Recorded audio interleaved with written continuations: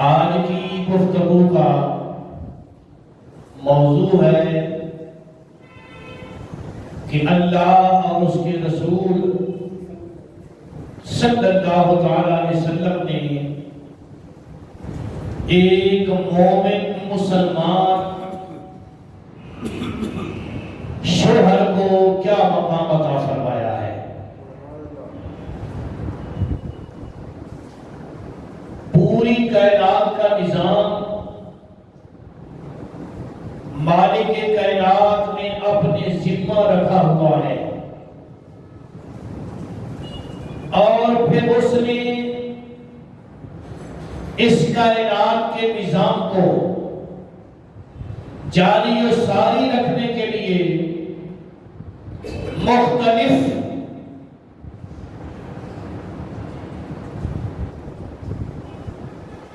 شخصیات کی ڈیوٹیاں لگائی ہوئی ہیں۔ بارش برسانے کے لیے کسی فرشتے کی ڈیوٹی ہے،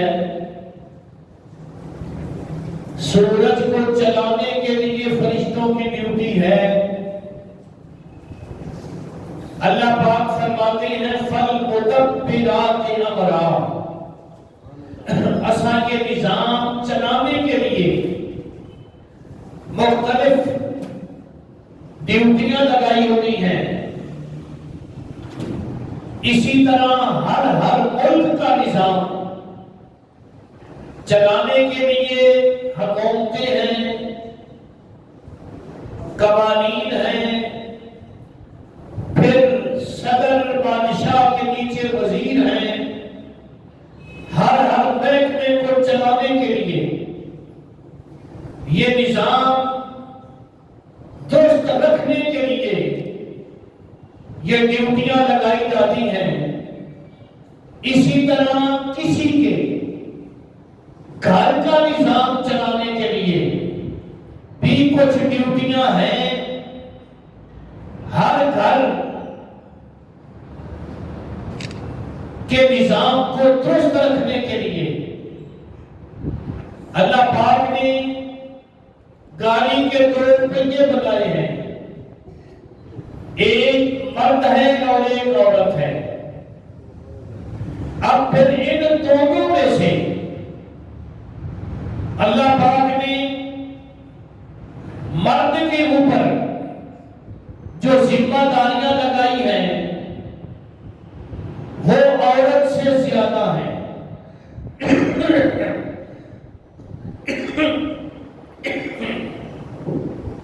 اسی لیے اللہ پاک نے قرآن پاک کے 5ویں پارے سورہ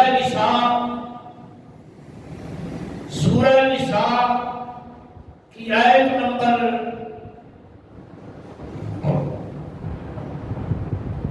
34 اللہ پاک ارشاد فرما رہا ہے کہ الرجال، بنایا ہم نے مردوں کو قوامون، حاکم، طاقتور، سربراہ، گھر کا مالک و مختار، علی النساء، عورتوں پر، بما فضل اللہ، اور یہ اللہ کے خالصتاً فضل سے ہے، بعضهم علی بعض، اللہ تعالیٰ نے بعضوں کو بعضوں پر فضیلت عطا فرمائی ہے۔ اور آگے اللہ نے اس فضیلت اور اس حاکمیت کی وجہ بھی بیان فرما دی۔ مرد کو کس لیے سربراہ بنایا ہے، مرد کو کس لیے حکمران بنایا ہے، مرد کو کس لیے حاکم بنایا ہے، فرمایا فَبِمَا أَنفَقُوا، حاکم اس لیے مرد کو بنایا ہے کہ وہ خرچ کرتا ہے۔ فَبِمَا أَنفَقُوا، وہ خرچ کرتا ہے، وہ گھر کا نظام چلاتا ہے، وہ عورت کے کھانے کا انتظام کرتا ہے،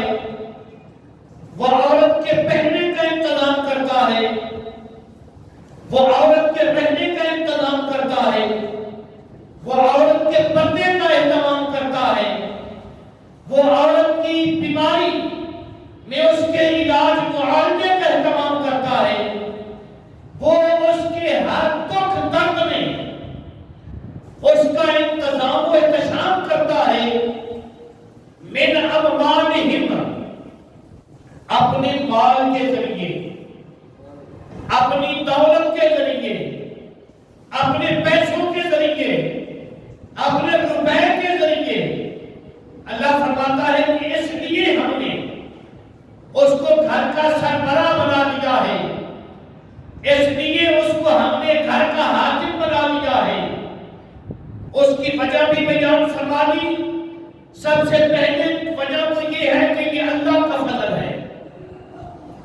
سب سے پہلی وجہ کیا ہے کہ یہ اللہ کا فضل ہے، اور دوسری وجہ ظاہری طور اللہ نے یہ بیان فرمائی کہ مرد اپنے مال کے ذریعے عورت پر خرچ کرتا ہے، عورت کے رہن سہن کا انتظام کرتا ہے، عورت کی چھت کا انتظام کرتا ہے، عورت کے کھانے اور لباس کا اہتمام کرتا ہے۔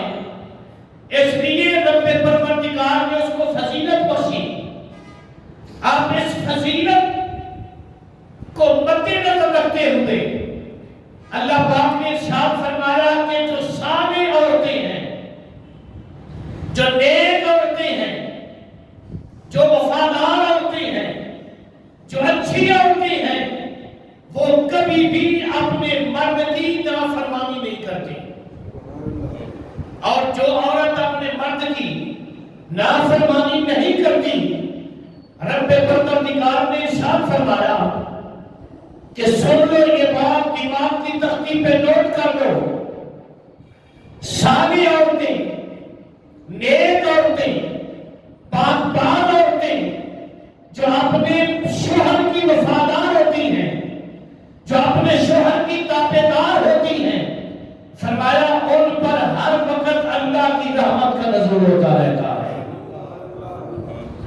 اور آقا کریم علیہ السلام سرکار نے ارشاد فرمایا کہ جو عورت اپنے شوہر کی غیر موجودگی میں، مرد کی غیر حاضری میں دو چیزوں کی حفاظت کرتی ہے، دو چیزوں کی پاسداری کرتی ہے، دو چیزوں کی پاسمانی کرتی ہے، ایک تو اپنے شوہر کی دولت کی، اپنے شوہر کے روپے پیسے کی، اپنے شوہر کی مال و دولت کی، اور دوسری اپنی عزت کی۔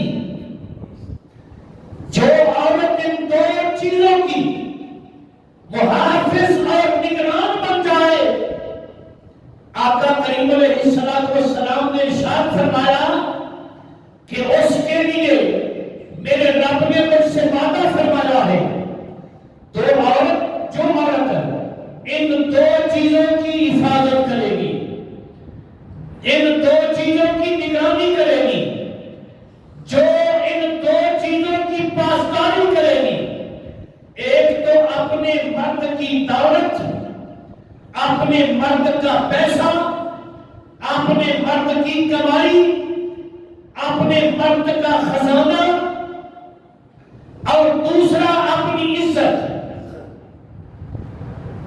جو عورت ان دو چیزوں کی نگران بن جائے گی، آقا کریم علیہ السلام سرکار نے ارشاد فرمایا کہ جنت کے ہر دروازے سے اس کے لیے آواز آئے گی کہ جس دروازے سے تو چاہتی ہے جنت میں داخل ہو جا۔ اس کی وجہ یہ ہے کہ تو نے اپنے خاوند کی امانتوں کی حفاظت کی ہے۔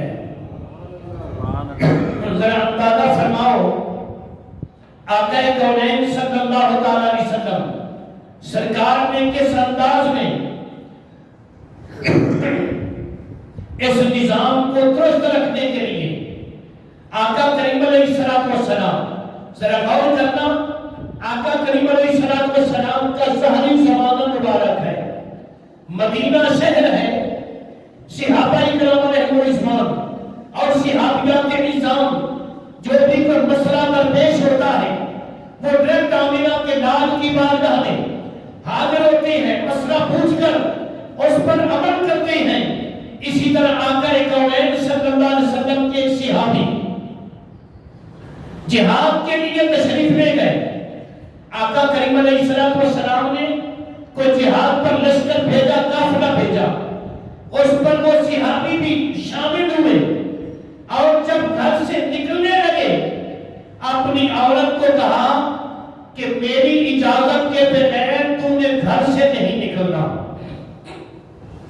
میری اجازت کے بغیر تو نے گھر سے باہر قدم نہیں رکھنا۔ اب وہ یہ حکم صادر فرما کر جہاد پر تشریف لے گئے۔ جہاد کا سفر لمبا تھا، دن زیادہ طویل ہوتے چلے گئے، اور پیچھے کیا ہوا؟ وہ جو صحابیہ تھی جس کا شوہر جہاد پر گیا ہوا تھا، اسی شہر میں اس کے لڑکے بھی رہتے تھے، مدینہ شریف میں ہی اس کے ماں باپ رہتے تھے۔ اس کا باپ بیمار ہو گیا، اس صحابیہ کا باپ بیمار ہو گیا۔ وہ بیمار ہونے والا جو بوڑھا اس صحابیہ کا باپ ہے، وہ بھی اللہ کے نبی کا صحابی ہے۔ ذرا غور کرنا گفتگو پر۔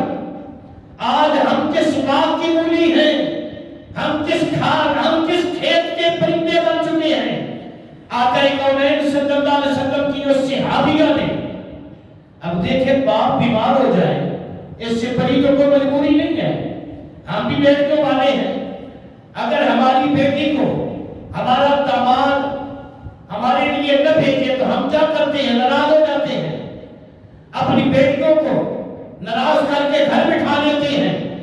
لیکن ذرا قانون مصطفیٰ پر غور کرنا۔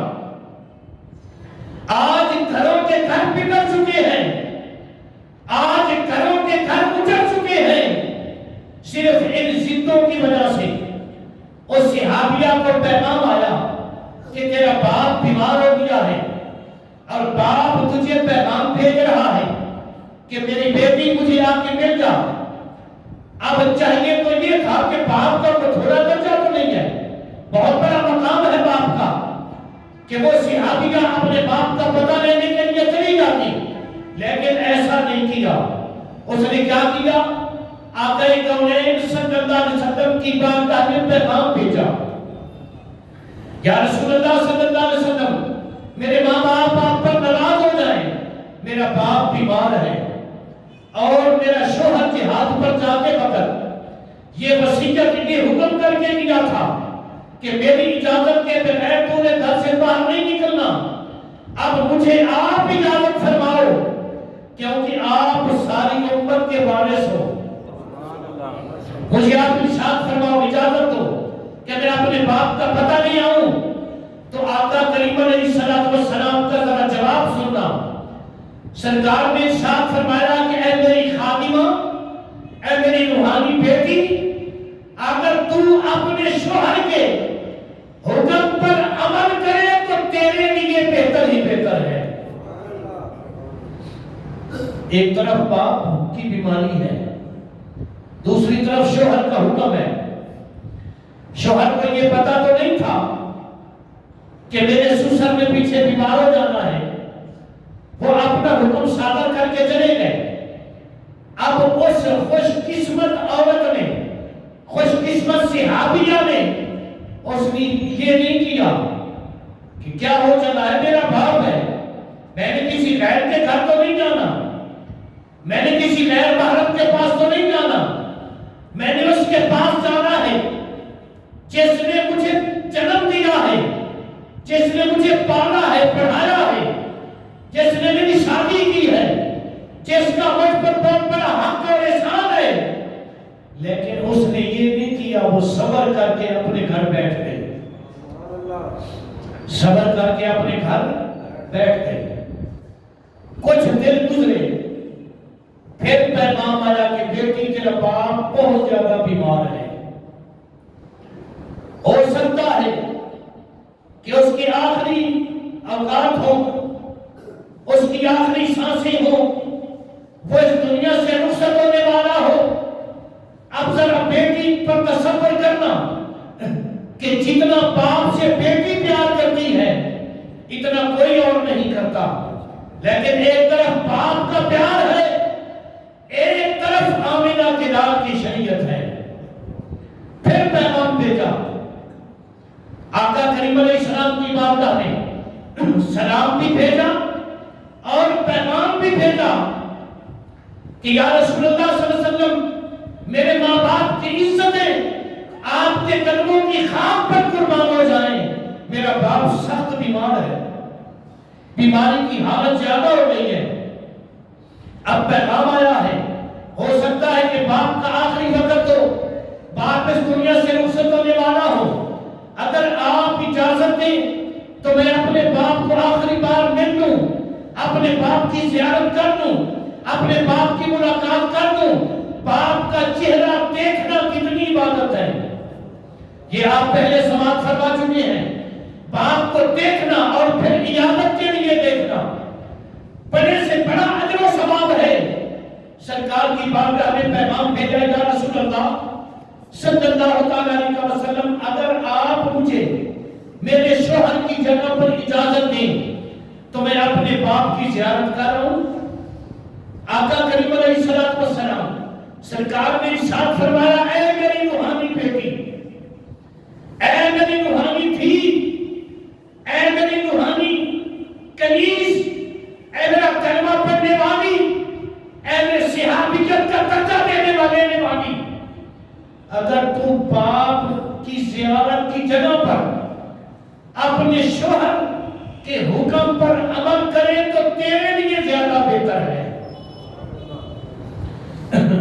پھر وہ صبر کر کے بیٹھ گئے، باپ کے لیے دعائیں مانگ رہی ہے، یا اللہ میرے باپ کو صحت عطا فرما، ذرا چھوڑنا اپنے آپ کو، ہم دلوں والے ہیں، ہم بیٹیوں والے ہیں، ہم کیا بیٹی کو درس دیتی ہیں، خبردار اگر تیرا شوہر تجھے اونچی بھی بولے تو پریشان ہونے کی ضرورت نہیں، آ جانا، ہم زندہ بیٹھے ہیں۔ آؤ ذرا شریعت مصطفیٰ بھی دیکھو، آمنہ کے لال کے دربار کا پیغام بھی سنو۔ آقا کریم علیہ السلام نے کیا جواب ارشاد فرمایا کہ اے میری روحانی بیٹی، اے میری صحابیہ، اگر باپ کی تیمار تاریخ کی جگہ پر، باپ کی زیارت کی جگہ پر اپنے شوہر کی بات پر عمل کرے تو تیرے لیے زیادہ بہتر ہوگا۔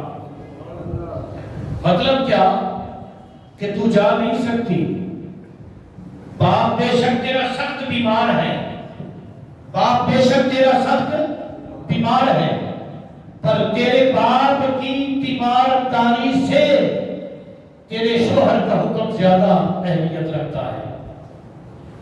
بیٹی پھر بیٹھ گئی، مصلی بچھا لیا، باپ کے لیے ہاتھ پھیلا لیے، میرے والد تو جانتا ہے کہ میں اپنے باپ سے کتنا پیار کرتی ہوں، میرے والد تیرے علم میں ہے کہ میں اپنے باپ پر جان قربان کرتی ہوں، پر کیا کروں، ادھر میرے شوہر کا حکم ہے، اس نے مجھے یہ حکم دیا ہوا ہے کہ میری اجازت کے بغیر تو نے باہر قدم نہیں رکھنا۔ اب میرے پاس ٹیلی فون تو ہے کوئی نہیں، موبائل تو ہے کوئی نہیں، کوئی کاسٹ تو جانے والا نہیں، میرا شوہر پتہ نہیں اس وقت کس مقام پر مصروف جہاد ہے، میرے مالک تو ہی رحمت کے دروازے کھول۔ اب میرے مالک کی جو تقدیر تھی، میرے مالک کو جو منظور تھا، ہونا تو وہی تھا، لا تبدیل لکلمات اللہ، اللہ اپنے کلمات کو تبدیل نہیں فرمایا کرتا۔ چند دنوں کے بعد پیغام آیا کہ تیرا باپ رخصت ہو گیا ہے، تیرا باپ فوت ہو گیا ہے، تیرے باپ کا انتقال ہو گیا ہے، تیرا باپ فوت ہو گیا ہے۔ اب پھر پیغام بھیجا، یہ نہیں کیا فوت کی سے بڑھ کر تو کوئی چیز نہیں نا، دروازہ کھول دوڑ جاؤ برقع پہن کر، اپنے باپ کا آخری دیدار تو کر لوں، اپنے باپ کی چارپائی سے تو چمٹ لوں، اب آخری جاتے جاتے باپ کی رسومات میں تو شامل ہو جاؤں۔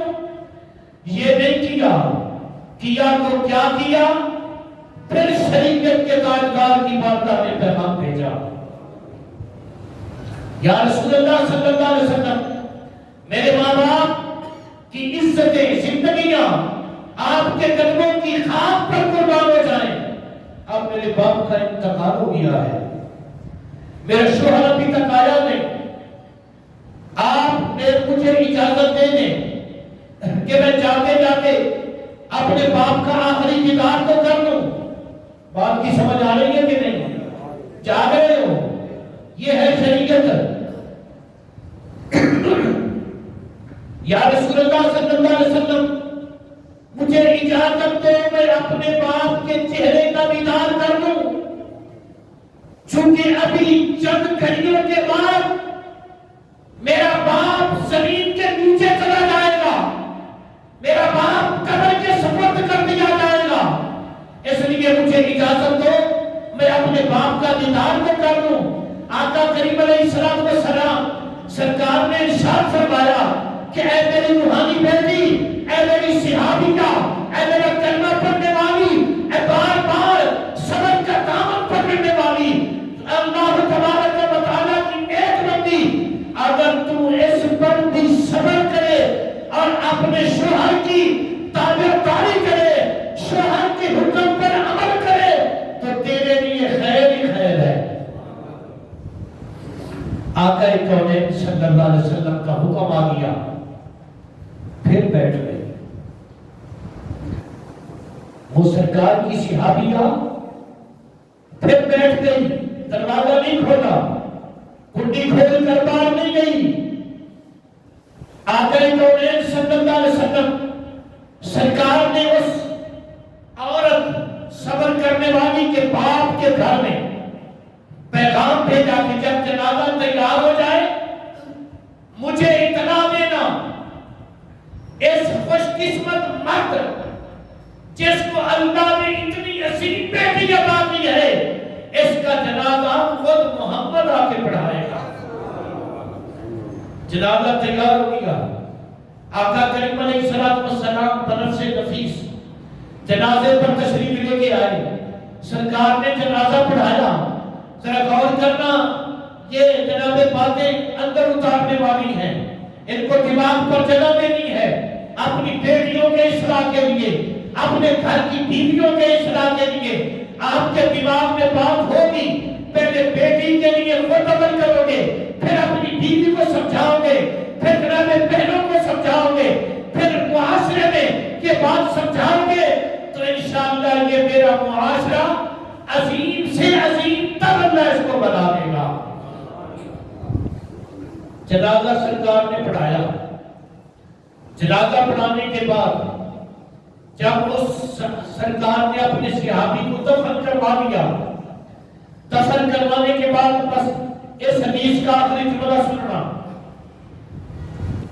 آقا کریم علیہ السلام سرکار نے اس عورت کے گھر اب خود پیغام بھیجا۔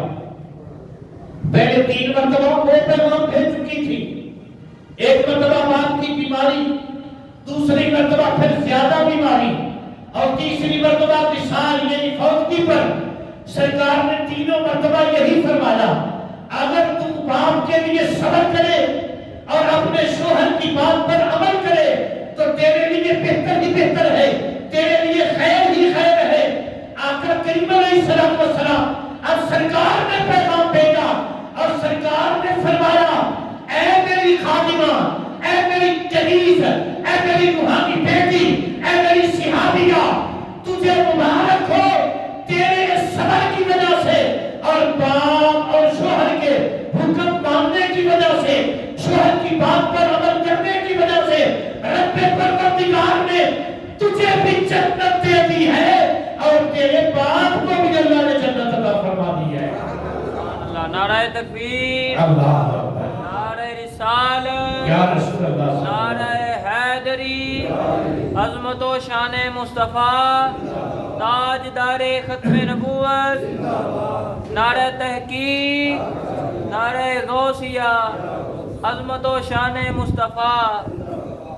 بات کی سمجھ آئی کہ عورت جو اپنے شوہر کی حکم عدولی نہیں کرتی، حکم پر عمل کرتی ہے، حکم کو توڑتی نہیں، چاہے سامنے باپ ہو،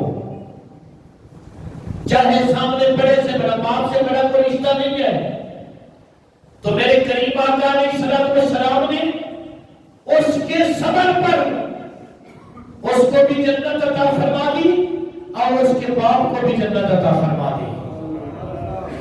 اب سنو ذرا شریعت کیا کہتی ہے عورت کے لیے۔ مسند امام احمد بن حنبل میں یہ حدیث پاک موجود ہے، اور آقا کریم علیہ السلام سرکار کی بارگاہ میں ایک انصاری صحابی حاضر ہوئے۔ انصاری سمجھتے ہیں نا، وہ جو جنہوں نے مدینے میں سب کچھ اپنا تن من دھن گھر سارے کا سارا آمینہ کے لال کے قدموں پر قربان کر دیا تھا۔ انصار کہتے ہیں مدد کرنے والے کو۔ انصار کس کو کہتے ہیں؟ مدد کرنے والے کو۔ تو اب یہ جتنے انصار تھے نا مدینہ شریف میں، یہ سارے ہی غیر اللہ تھے۔ بات سمجھے نہیں آپ؟ یہ سارے کے سارے غیر اللہ تھے، اللہ نہیں تھے، لیکن اللہ نے ان کا نام رکھ دیا ہے کہ آمنہ کے لال کی مدد کرنے والے، نبی پاک کے صحابہ کی مدد کرنے والے۔ اب اگر اللہ کے بغیر کسی کی مدد لینا یہ شرک ہوتا تو اللہ تعالیٰ پوری یہ قوم کو انصار نہ بناتا۔ رب پروردگار نے ان کا نام رکھ کر کہ یہ انصار ہیں۔ انصار کا مطلب کیا ہے؟ کہ جنہوں نے آمنہ کے لال کی بھی مدد کی ہے، آمنہ کے لال کے دین کی بھی مدد کی ہے، اور آمنہ کے لال کے صحابہ کی بھی مدد کی ہے۔ حقیقی مدد کس کی ہے؟ اللہ کی۔ لیکن انہوں نے مدد کیا کی؟ انہوں نے مکان دے دیے، انہوں نے مال دے دیا، حتیٰ کہ جس کے پاس دو عورتیں تھی نا بیویاں، انہوں نے پیشکش کر دی جس کے پاس اور بیوی نہیں تھی کہ جس پر تو ہاتھ رکھے میں اس کو طلاق دے دیتا ہوں۔ اس کی وجہ یہ ہے کہ آمنہ کے لال نے تجھے میرا بھائی بنا دیا ہے۔ یہ خون کے رشتے نہیں ہیں، یہ لا الہ الا اللہ محمد رسول اللہ کے رشتے ہیں۔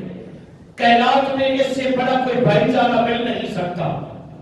اور انصار میں سے ایک انصاری صحابی وہ آقا کریم علیہ السلام کی بارگاہ میں آ کے عرض کرتے ہیں، یا رسول اللہ صلی اللہ علیہ وسلم، یا نبی اللہ انہو قد سار مصر القلب وَإِنَّا نَخَافُ عَلَيْكَ سَوْلَتَهُ۔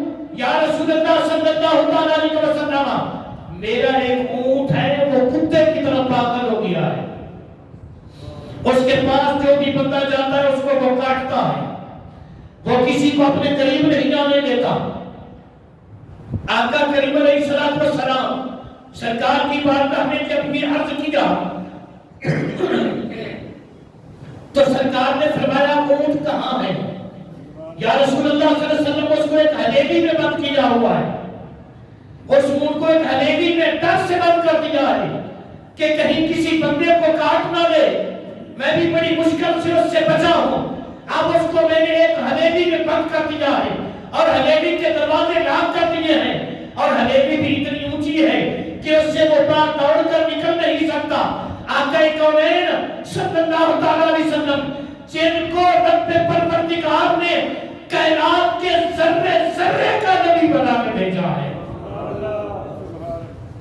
صحابی نے کیا کہا کہ اونٹ پاگل ہو گیا، کتے کی طرح کاٹتا ہے۔ تو آقا کریم علیہ السلام نے فرمایا، لیسا علیک منہ بأس، وہ جس کو چاہے کاٹتا پھرے، وہ جس کو چاہے کاٹتا پھرے، یہ سن لے، لوگوں کو بتا دے، چاہے وہ ہلکا بھی ہو چکا ہے، جب میں اس کے سامنے جاؤں گا وہ مجھے نہیں کاٹے گا، وہ مجھے پہچان لے گا کہ یہ اللہ کے رسول ہیں صلی اللہ تعالی علیہ وآلہ وآصحابہ مبارک وسلم۔ سرکار اس کے ساتھ چل کر اس حویلی کے دروازے پر پہنچے جس حویلی میں اونٹ بند کیا ہوا تھا۔ اب ذرا غور کرنا، آقا کونین صلی اللہ علیہ وسلم سرکار جب اس حویلی کے دروازے پر پہنچے اور اونٹ کے سامنے ہوئے، فلما نزل الجمل الى رسول اللہ صلی اللہ علیہ وسلم، اور جب وہ فتوحا کے چہرے پر پڑی. جب وہ اس اونٹ کی نظر آمنہ کے لال کے چہرے پر پڑی تو پھر کیا ہوا؟ اقبل نخوہ وخر ساجدا بین یدیہ. وہ اونٹ جو پاگل ہو چکا تھا، جو لوگوں کو کاٹتا تھا، جس کے قریب کوئی نہیں جاتا تھا، جب اس کی نظر فتوحا کے چہرے پر پڑی، آمنہ کے لال کے چہرے پر پڑی، آقا کریم علیہ السلام سرکار کے چہرے انور پر جو ہی اس کی نظر پڑی، اس نے اپنے دونوں اگلے پاؤں زمین پر ٹکا دیے، اپنے گھٹنے زمین پر لگا دیے اور آمنہ کے لال کے قدموں پر سجدے میں گر گیا. سرکار دو عالم صلی اللہ علیہ وسلم کی بارگاہ میں سرکار کے قدموں پر وہ اونٹ سجدے میں گر گیا. آقا کریم علیہ السلام سرکار نے جب اس کو دیکھا کہ اس اونٹ کی یہ کیفیت ہو چکی ہے، اس اونٹ کا یہ حال ہو چکا ہے، جب وہ سجدے میں گر چکا ہے، تو آقا کریم علیہ السلام سرکار نے پھر کیا کیا؟ آقا کریم علیہ السلام سرکار نے اس اونٹ کو اٹھایا، سرکار نے اس اونٹ کو اٹھایا اور اٹھا کر آقا کریم علیہ السلام نے اس کے یہ جو پیشانی کے بال تھے نا، ان بالوں سے پکڑ لیا. نکیل نہیں پکڑی، کان کو نہیں پکڑا، گردن کو نہیں پکڑا. سرکار نے اس کے یہ جو پیشانی پر بال ہوتے ہیں نا اونٹ کے، ان کو سرکار نے چٹکی لگائی، ان بالوں کو پکڑا اور آقا کریم علیہ السلام سرکار نے ان بالوں کو پکڑ کر ارشاد فرمایا کہ اس کو لے جاؤ، اب اس کے جسم کو محمد کا ہاتھ لگ گیا ہے، اللہ نے اس کو ٹھیک کر دیا ہے. سرکار کا ہاتھ مبارک لگنا تھا کہ اس کا پاگل پن ختم ہو گیا، وہ اونٹ بالکل ٹھیک ہو گیا. آقا کونین صلی اللہ علیہ وسلم نے نہ دعا فرمائی، نہ دم کیا، نہ کوئی پانی دم کر کے پلایا، بس اس کے ماتھے پہ ہاتھ رکھا، ماتھے پہ ہاتھ رکھا اور وہ اونٹ ٹھیک ہو گیا. تو پتہ یہ چلتا ہے کہ رب پروردگار نے آمنہ کے نام صلی اللہ علیہ وسلم کو یہ شرف اور یہ عزت عطا کی ہوئی ہے کہ سرکار جو ارادہ فرما لے اللہ وہ ارادہ پورا فرما دیتا ہے. آقا کونین صلی اللہ علیہ وسلم سرکار نے اب کیا کیا؟ جب اس اونٹ کو سرکار نے واپس لوٹایا تو اب صحابہ آگے آ گئے، صحابہ آگے آ گئے اور وہ آ کر عرض کرتے ہیں یا رسول اللہ، قالوا یا رسول اللہ صلی اللہ علیہ وسلم هذه بهیمۃ لا تأکل تسجد لك فنحن نأکل فنحن احق ان نسجد لك. یا رسول اللہ صلی اللہ علیہ وسلم، ہمارے ماں باپ آپ پر قربان ہو جائیں، وہ بے جان تھا، وہ بے زبان تھا، اس کو عقل نہیں تھی، اس کو شعور نہیں تھا، اس کو علم نہیں تھا، وہ جانور تھا، اس کے باوجود وہ آپ کے قدموں پہ سجدہ ریز ہو رہا تھا، آپ کو وہ سجدہ کر رہا تھا. یا رسول اللہ صلی اللہ علیہ وسلم، ہمیں علم بھی ہے، ہمیں شعور بھی ہے، ہم باعقل بھی ہیں، ہم سمجھدار بھی ہیں. اگر ایک اونٹ بے زبان ہو کر، بے علم ہو کر، بے عقل ہو کر آپ کے قدموں پر سجدہ کرتا ہے، ہمیں تو پھر زیادہ حق ہونا چاہیے ہم آپ کے قدموں پر سجدہ کریں. آقا کونین صلی اللہ علیہ وسلم جب سرکار نے صحابہ کی یہ محبت کا عالم دیکھا، یہ محبت کا انداز دیکھا، تو آقا کریم علیہ السلام سرکار نے پتہ کیا ارشاد فرمایا؟ سرکار نے فرمایا لو کنت آمر احدا ان یسجد لأحد لا امرت امرأة ان تسجد لزوجها او کما قال النبی صلی اللہ علیہ وسلم. سرکار نے ارشاد فرمایا وہ بے شک بے زبان تھا، وہ اونٹ تھا، اس نے مجھ پر سجدہ کیا ہے میرے قدموں پر، اس کے لیے وہ میری شریعت کا مکلف نہیں ہے، تم میری شریعت کے مکلف ہو. اور یہ بات ذہن میں رکھ لو، اگر میں اللہ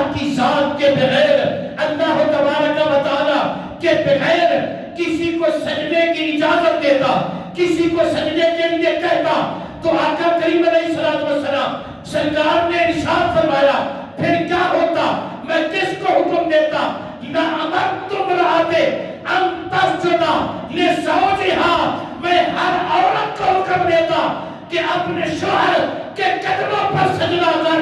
اس کی وجہ یہ ہے کہ رب پروردگار نے تیرا شوہر تیرے لیے تیرا مجازی خدا بنا دیا ہے. یہ ہے شریعت مطہرہ. آج ہم کس سمت جا رہے ہیں؟ جو عورت کمانے لگ پڑے, جس کی جیب میں چند ٹکے آ جائیں, اس کے لیے تو شوہر کی کوئی حیثیت نہیں ہے. عورت اس کو اپنا نوکر بنا کے رکھتی ہے. لیکن یہ بات بھی ذہن میں رکھ لینا, رب پروردگار نے فرمایا ہے الرجال قوامون علی النساء. اللہ فرماتا ہے کہ میں نے ہر عورت پر اس کے مرد کو اس کا بادشاہ بنا دیا ہے. ہر مرد اپنی بیوی کا بادشاہ ہے. اور یہاں تک سرکار نے فرمایا ہے, فاروق اعظم راوی ہیں اس کے رضی اللہ تعالیٰ, اگر کوئی مرد غصے میں آ کر عورت کی زیادتی پر غصے میں آ کر اس کو گالی دے دیتا ہے یا اس کو تھپڑ مار دیتا ہے, تو فرمایا نہ اس دنیا میں نہ میدان معاشر میں اس سے اللہ اس کا حساب نہیں لے گا, کیونکہ اللہ نے اس کو اس کا بادشاہ بنایا ہے. تو بادشاہ نظام چلانے کے لیے ہاں بے جا نہیں کرنی سکتی. آقا کونین صلی اللہ علیہ وسلم کے غلاموں باتیں تو بے شمار ہے کرنے کے لیے, لیکن وقت چونکہ بالکل تھوڑا ہوتا ہے. ایک بات آخر میں سماعت فرمائیں, خود آقا کونین صلی اللہ علیہ وسلم کا عمل مبارک. آپ کو یہ معلوم ہے کہ نبی پاک صلی اللہ علیہ وسلم کی کتنی بیٹیاں ہیں؟ 4 بندے بولے ہیں, باقی کو نہیں پتا کتنی بیٹیاں ہیں. 4. کچھ بولے اگر ہوتا کہ عقیدے بھی وضاحت ہو جائے, اور یہ جو گواہ ہیں نا یہ بھی لکھ لیں. قیامت والے دن جب یہ رجسٹر پیش ہو نا تو اس پر لکھا ہوا ہو کہ جامع مسجد عطائے مصطفیٰ میں سرکار کے دیوانے اقرار کر رہے تھے کہ اللہ نے آمنہ کے لال کو 4 بیٹیاں عطا فرمائی ہیں. اور 4 بیٹیاں جو سرکار کی ہیں, سب سے بڑی کا نام حضرت سیدہ زینب رضی اللہ تعالیٰ عنہا, اور دوسری جو ہے ان کا نام حضرت سیدہ رقیہ رضی اللہ تعالیٰ عنہا, اور تیسری حضرت سیدہ ام کلثوم رضی اللہ تعالیٰ عنہا, اور چوتھی بیٹی سرکار کی جو سب سے چھوٹی ہے. اور آپ کو پتہ ہے چھوٹی اولاد کتنی پیاری ہوتی ہے. انہی کے لیے تو سرکار نے فرمایا نا کہ فاطمہ میرے جگر کا ٹکڑا ہے. یہ حسنین کی اماں بھی ہے, مولا علی کی زوجہ بھی ہے, اور اس سے بڑھ کر کیا ہو سکتا ہے. سرکار فرمائے کہ یہ میرے جگر کا ٹکڑا ہے, فاطمہ میرے جگر کا ٹکڑا ہے. اور جس نے فاطمہ کو ناراض کیا اس نے مجھ محمد کو ناراض کیا, اور جس پر میں ناراض ہو گیا اس پر پھر خدا ناراض ہو گیا. اور جس نے میری فاطمہ کو خوش کیا اس نے مجھے خوش کیا, اور جس نے مجھے خوش کیا اس نے اپنے خدا کو خوش کر دیا ہے. اس فاطمہ رضی اللہ تعالیٰ عنہا آپ کی شادی کن سے ہوئی؟ حضرت مولا علی سے کرم اللہ وجہہ الکریم. سرکار خود بنفس نفیس اپنی بیٹی کا ہاتھ پکڑ کر مولا علی کے گھر لے گئے تھے. یہ رخصتی ہے. آج ہماری بیٹیوں کی رخصتی جو ہو رہی ہے وہ بھی دیکھ لیں. شادی کو 3را دن تھا. آقا کریم علیہ السلام حضرت علی ہر نماز پر نبی پاک کے پیچھے آتے تھے.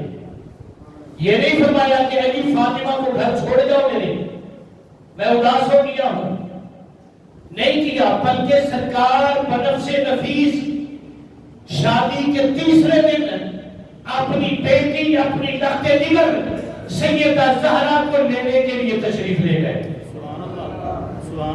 اب جب سرکار پہنچے نا اپنی بیٹی کے گھر تو مولا علی گھر نہیں تھے، سیدہ خاتون جنت اکیلی تھی یا آپ کی کنیز تھی ام ایمن، مولا کائنات گھر نہیں تھے۔ آقا کریم علیہ السلام کا استقبال کیا بیٹی نے، سرکار کے ہاتھوں کو بوسہ دیا اور سرکار سے پوچھا اے میرے ابا جان، اے میرے آقا، میرے مولا، میرے منجا، میرے ماما، کیسے تشریف آوری ہوئی؟ سرکار نے فرمایا فاطمہ میں تجھے لینے کے لیے آیا ہوں، میں تجھے لینے کے لیے آیا ہوں۔ اب ذرا جواب سننا، اللہ کے بعد کائنات میں کس کا درجہ ہے؟ شریعت کس کی ہے؟ حکم کس کا چلتا ہے؟ مولا علی کس کے نوکر ہیں؟ مولا علی کس کے غلام ہیں؟ مولا علی کس کے صحابی ہیں؟ آمینہ کے لال کے غلام ہیں، وہی آمینہ کا لال لینے کے لیے آیا ہے۔ حضرت سیدہ زہرا پاک آپ کیا عرض کرتی ہیں ابا جان؟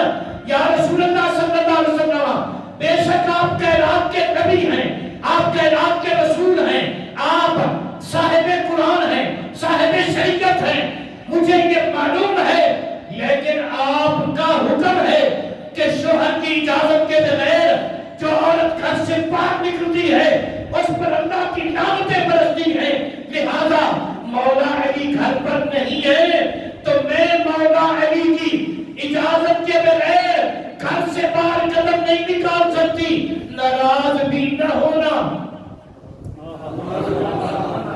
شریعت پر سبحان اللہ کو بولا کرو۔ اب کیا ہوا؟ اگلا جملہ سننا، سین کچا ہے، سین مٹی کا ہے، دیواریں بھی کچی ہیں۔ آقا کونین صلی اللہ علیہ وسلم ایک دیوار کے سائے میں دیوار کے ساتھ لگ کر زمین پر بیٹھ گئے۔ کچی زمین پر سرکار تشریف کرتے ہیں، ذرا غور کرو، تصور کرو تھوڑا سا، زمین بھی کچی ہو، دیوار بھی کچی ہو، اور ہم بیٹھنا گوارا نہیں کرتے، بیٹھ جائیں تو لوگ کہتے ہیں بہت بڑا، یا تو یہ فقیر ہے یا پھر آج سے انکساری کا مالک ہے۔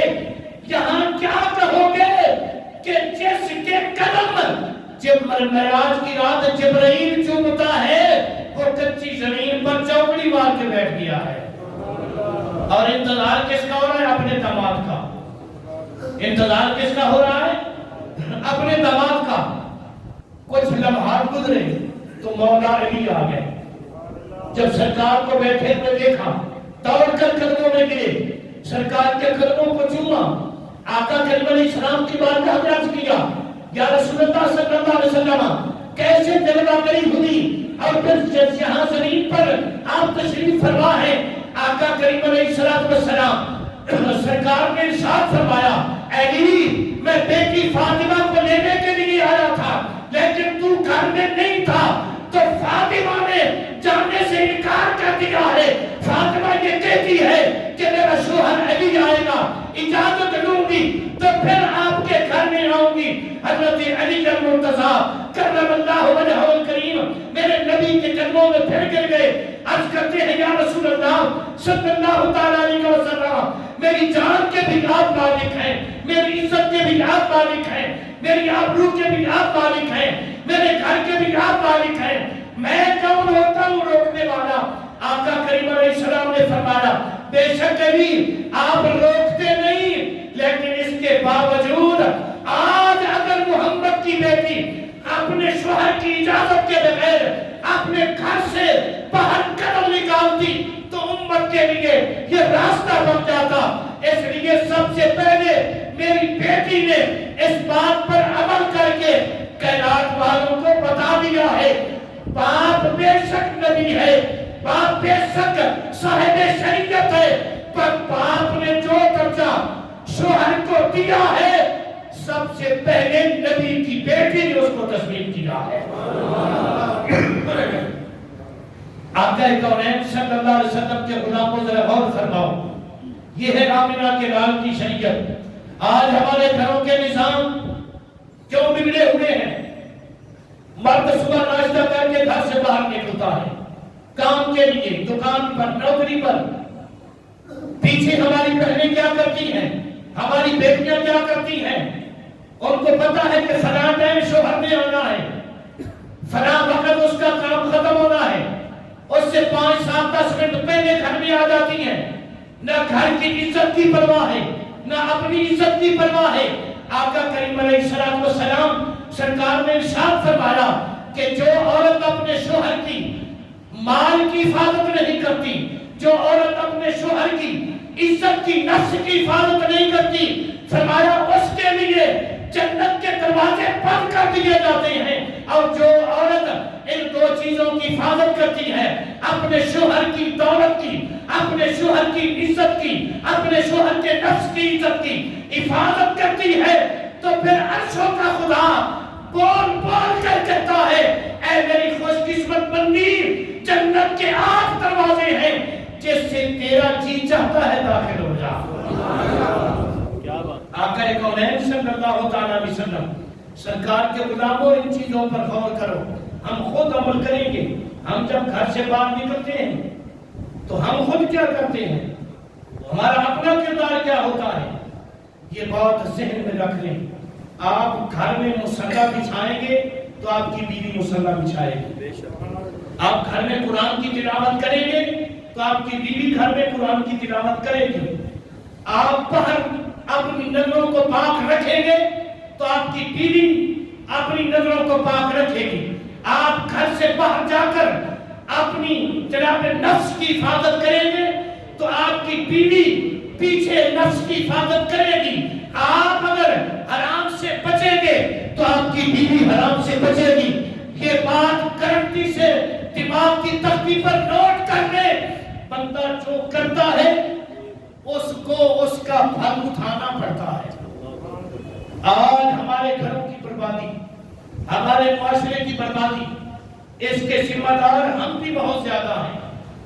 ہم نے لوگوں سے تو بچ کر گناہ کیا، لوگوں کی نظریں سے تو بچ گئے، لوگوں سے لوگ چھپ کر کام کر لیا غلط، لیکن وہ تو ہر وقت دیکھ رہا ہے۔